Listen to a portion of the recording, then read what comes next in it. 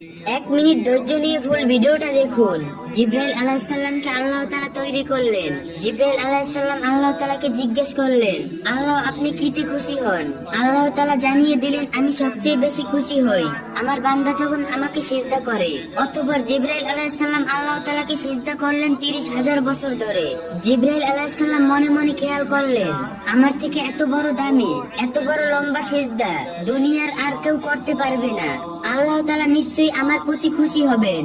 জিব্রাইল আলাইহিস সালাম আল্লাহ তাআলার দিকে মুতাওয়াজ্জিহ হয়ে রইলেন, কিন্তু আল্লাহ তাআলার পক্ষ থেকে কোনো খুশির বাণী জানানো হলো না।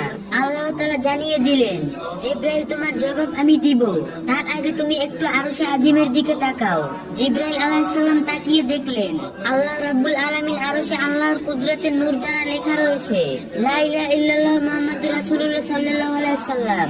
জিব্রাইল আলাইহিস সালাম জিজ্ঞেস করলেন, হে আল্লাহ, আমার সিজদার সঙ্গে এই কালিমের কি মিল?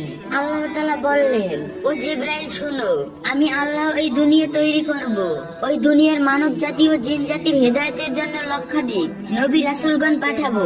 সর্বশ্রেষ্ঠ ও সর্বশেষ নবী মুহাম্মদকে পাঠাবো। ওই নবীর উম্মতের উপর আমি 5 ওয়াক্ত নামাজ ফরজ করব।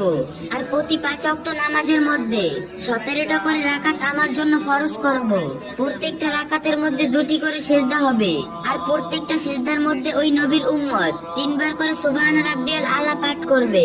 জিব্রাইল তুমি জেনে রাখো, আমার ওই মাহবুব নবীর উম্মত যখন সিজদায় গিয়ে সুবহান রাব্বিয়াল আলা বলে আমাকে ডাক দিবে, জিব্রাইল তুমি 30,000 বছর সিজদা করে যে নেকি পেয়েছো, আমি আল্লাহ আমার বান্দার আমল নামায় এর থেকেও 40,000 গুণ বেশি নেকি লিখে দিব।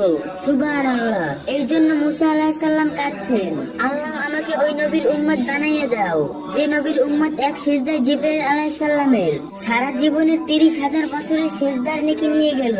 আমরা সেই নবীর উম্মত, আমাদের কি করা উচিত আর আমরা কি করছি? আল্লাহ আমাদের 5 ওয়াক্ত নামাজ পড়ার তৌফিক দিন, আমিন। আর ভিডিওটা ভালো লাগলে 3টা কপি লিংক আর একটা শেয়ার করে দিবেন।